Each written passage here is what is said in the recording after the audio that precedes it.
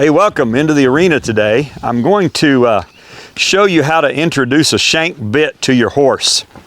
And this is part 2 of a series. The first part, I explained the shank bit, how it works with pressure points. So if you didn't see part 1, please scroll down on the channel here and watch part 1, because the biggest mistake people make when they introduce a shank bit is they do it too soon. The horse isn't ready for it. And then the other thing is the person who's using it doesn't know how to use it properly. I'm going to show you how to shank bit properly. Now, before you put a shank bit in your horse's mouth, here's what that horse needs to be able to do. He needs to be able to, when you pick up on these reins with a snaffle, he should bring that nose back, and Patriot's being a little bit stiff, okay? So I'm going to just rock the bit just a little bit to remind him. Your horse should do that pretty easy. He should understand when he feels pressure on his mouth, bring that nose back, okay? You should be able to position his head left or right, like that, in the snaffle bit. He got a little fussy when I did it at a counter bend, okay? All right. Now, Patriot here is 14 years old, and he was ridden in a shank bit for many years, but they didn't make him do it right. So I've had him for about a year, and I've been riding him in this snaffle bit almost the entire year. I did spend a couple of months in a hackamore working on some things, neck reins and different things. So he's ready. He could be a little bit here. He moves off my feet pretty well, so if I bring my right leg in there, he moves pretty nice. So all of that tells me that he's ready to move into a shank bit. And I think he'll be able to handle it. I know he will, because today's actually the 3rd day I've actually used it. So I know he's going to be okay with it. He's not good with it yet, but he's okay. So if you're thinking about moving your horse into a shank bit, this is kind of the way I've learned over the years. If you're pretty sure he's ready, keep him in the snaffle another month. And then after a month, if you think he's ready, keep him in a snaffle another month.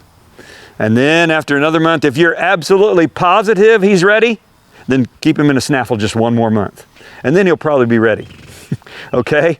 Because if he doesn't do this really well, he's not gonna be ready. He's gonna fight that thing, it's gonna scare him, you're gonna have all kinds of problems, okay? And if that happens, take it off immediately and go back to the snaffle bit until you get it good, all right?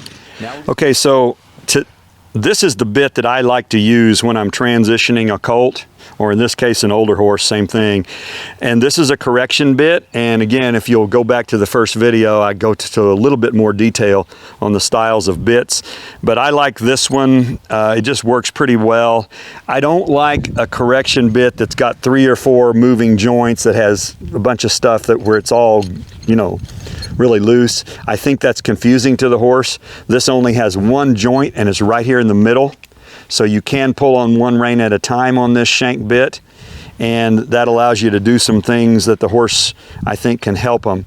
And so that's a pretty simple version of a correction bit, and I find that it works pretty well for me and for my horses.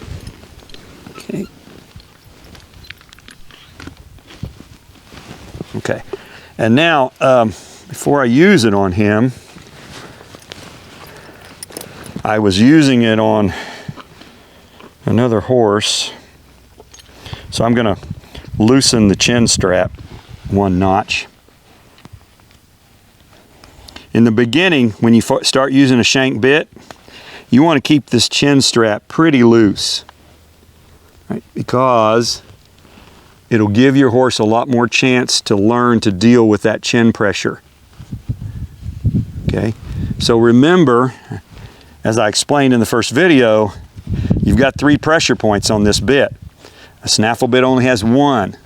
And so if he's not introduced to it properly, it'll scare him and he won't know how to handle the pressure. And he'll respond by just throwing his head and getting a bad habit pretty quickly. Okay?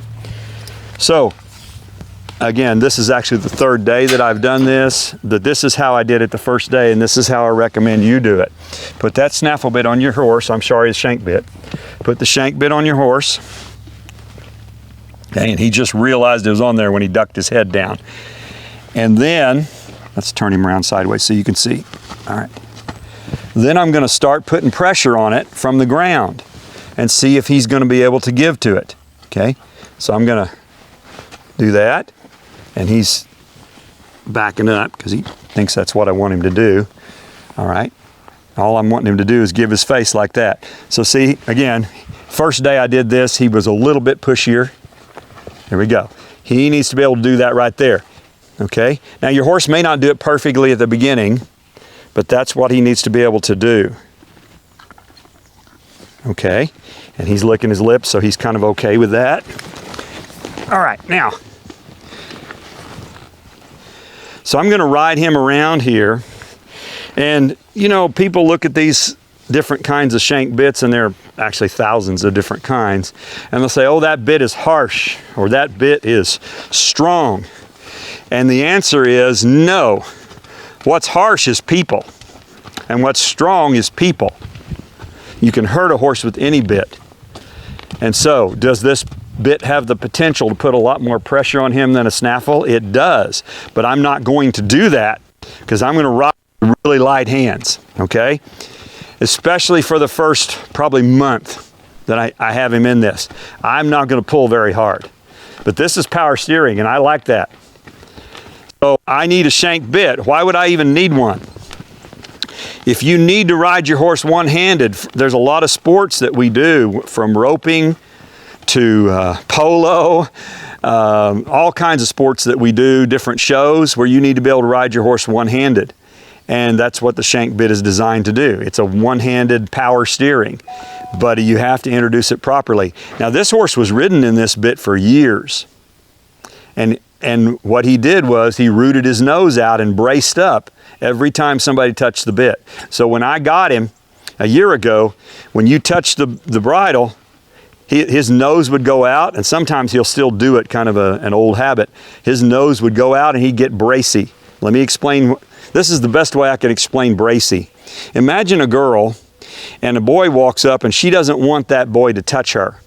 And that boy reaches over to touch her and she goes, that's bracy. Okay? The opposite of that is that if a boy walks up to touch a girl and she wants him to touch her, she melts. Okay? And that's the difference. That's what we want from our horse. We don't want bracy. Because if a horse is bracy, it's because he's resisting and he's trying to protect himself, just like that girl would be. But if he's soft, then he's saying, okay, I'm going to give to it because I know it's not going to hurt me. All right, so I'm going to start picking up on this bit real gently, the same way I did on the snaffle. But he's getting 3 points of pressure. So he's kind of rooted his nose there, and I just kind of gently held that pressure. I didn't get in a fight with him there, okay? And I said, this is the third time I've done this, but it's been 4 days, I think, that he's had off. So he's kind of, in the beginning, he's remembering what he used to do, and he's sticking his nose out. I'm saying, no, I'm just using my pinkies. I'm saying, no, please bring that head down, right there, okay? And then I'm letting the pressure off once he gives me the right answer. So I'm asking him, just using my pinkies. I'm not pulling very hard. If I have to pull hard, then he may not be ready for this. And I might, you know, in the beginning, he kind of rooted out a little bit, and I let him figure it out. There we go. So, you know, if your horse is a little pushy the first time or two, I wouldn't be too concerned about that. But if you ride him in this 3 or 4 days, still not, then you did it too soon. And you need to go back to the snaffle bit and work on this face and work on his body, getting him soft. So you can see he's doing it, but he's also chomping the bit and he's a little bit nervous about it. That part will go away. I'm going to ride him in this shank bit like this at a walk and a trot for probably a month before I expect him to do much out of lope. Now I'll ride him in a lope, I just won't put a lot of pressure on him. I'm going to ride him just like I normally would. But as far as teaching him to do things, I'm going to do this at a walk and a trot. So I should be able to put him into a trot here and still get him to come in there. Okay. Now you notice I'm riding 2 hands and I'm riding clear out here like I did with the snaffle bit. My goal, of course, is to ride this horse one-handed like this. That's where we're going. But he's not there yet. That's going to take me several more months before I can really ride him, you know, like this, get him in collection, get him to do what I want him to do one-handed. But the advantage of this correction bit is that I can keep his nose tipped in the direction I want to go. Say, like right now, he's bending his body the wrong way. As soon as I let go, I'm going left and he bent his body right. Okay? And so I'm going to fix that. That's not what I want. Okay? I'm going to say, no, Patriot, I want your nose there. I want your nose there. I want your body shaped this way. Okay? I want your body shaped this way. All right? There. That's what I want. Thank you. Get it around there. Good. Now let me go the other way because he seems like he really wants to go right. So he's kind of shaping to the right on his own. All right. Right now we're going to try a stop. He should be able to stop with his nose down in collection without rooting his nose out. That was pretty good. This horse was he rooted his nose badly. If you go back about 10 months ago on this channel, you'll see a video I did with him teaching a horse to stop, and you'll see this horse rooting his nose out pretty badly, okay? And you can see he's finally learned that's the wrong answer. Come on, back up. Okay, see how light that is? Okay, so he's ready to transition into this shank bit. And that's how you do it. I'll do it at a walk and a trot. I'll just work him in that every day for probably a month, and he'll just gradually get better and better. And I want to keep him in the right position, and eventually I'll be able to put him into a solid bit like you saw in the first part, maybe one of those half-breed type bits, and just pick up like that, and he'll just bring his nose in and be really good.